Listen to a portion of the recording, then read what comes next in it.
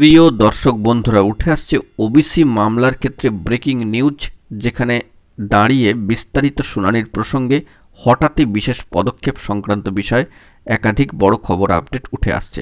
অবশ্যই এই ভিডিওর মধ্যে সবটা আলোচনা করছি কোনো ইন্ট্রো না দিয়ে। আর্জেন্ট ভিডিও শেষ পর্যন্ত ওয়াচ করবেন, চ্যানেলটিকে সাবস্ক্রাইব করে নিয়ে সঙ্গে থাকবেন।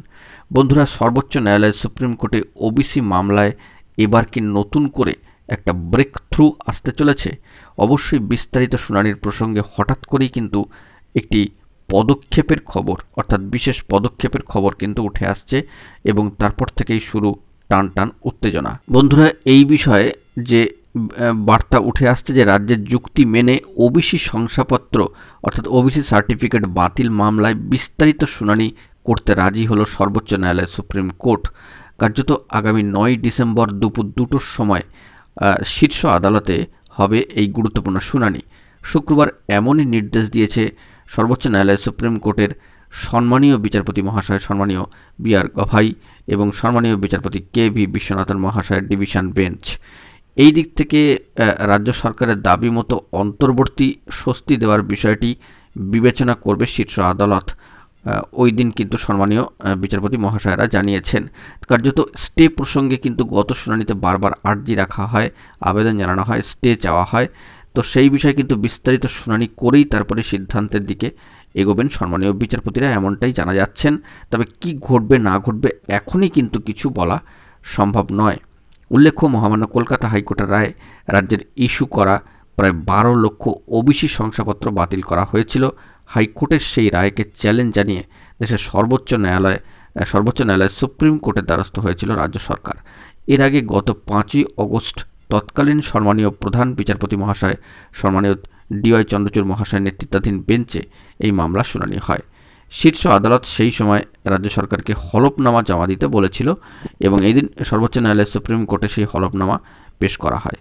তো পূর্ববর্তী শুনানিতে বেশ কিছুক্ষণ চলবার পরে হলফনামার প্রসঙ্গ তুলে ধরা হয় সম্মানীয় প্রবীণ প্রাজ্ঞ আইনজীবী সম্মানীয় কপিল সিব্বল মহাশয় রাজ্য সরকারের তরফ থেকে। তো রাজ্য সরকারের তরফে জারি করা প্রায় 77টি শ্রেণীর ওবিসি শংসাপত্র বাতিল করেছে হাইকোর্ট।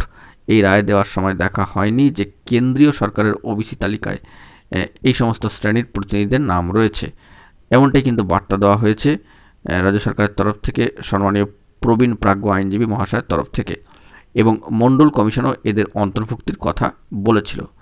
তো সম্মানীয় আইনজীবী মহাশয়ের এটাও সংযোজন যে পশ্চিমবঙ্গের পড়োশি রাজ্যগুলিতে এই শ্রেণীর প্রতিনিধিদের ওবিসি সার্টিফিকেট জারি করা হয়েছে, তারপরেও বাংলায় এদের ওবিসি শংসাপত্র বা সার্টিফিকেট বাতিল করা হয়েছে। এই দিক থেকে শিক্ষাগত বর্ষ বা একাডেমিক সেশন চালু হয়ে যাচ্ছে। সেক্ষেত্রে শিক্ষা প্রতিষ্ঠানগুলিতে বিভিন্ন প্রতিষ্ঠানে ভর্তির ক্ষেত্রে এবং নিয়োগ সংক্রান্ত বিষয়গুলি আটকে যাচ্ছে শংসাপত্র সংক্রান্ত জটিলতার ক্ষেত্রে, এবং অনেক মানুষ কিন্তু নানাবিধভাবে সমস্যায় পড়ছেন। কেন্দ্রীয় তালিকায় যাদের ওবিসি বলা হচ্ছে, রাজ্যে তারা ওবিসি হতে পারবেন না, এটা কি ধরনের যুক্তি?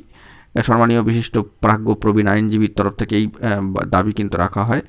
সম্মানীয় আইনজীবীর যুক্তি গ্রহণ করে সর্বোচ্চ ন্যায়ালয় সুপ্রিম কোর্ট কার্যত জানান যে 9 ডিসেম্বর দুপুর 2টোর সময় কিন্তু এই মামলার বিস্তারিত শুনানি হবে। তো আপাতত এটাই উঠে আসছে বিস্তারিত শুনানি প্রসঙ্গে কার্যত একটা হঠাৎ করে বিশেষ পদক্ষেপ। তো দেখা যাক এই মামলার ক্ষেত্রে স্টে আসে কি আসে না, সেটাই এখন বিবেচ্য বিষয় বা কী ঘটনা ঘটে। তো আমাদেরকে সেই দিকে তাকিয়ে থাকতে হবে। বন্ধুরা, এখন এটুকুই। সকলে ভালো থাকবেন, ধন্যবাদ।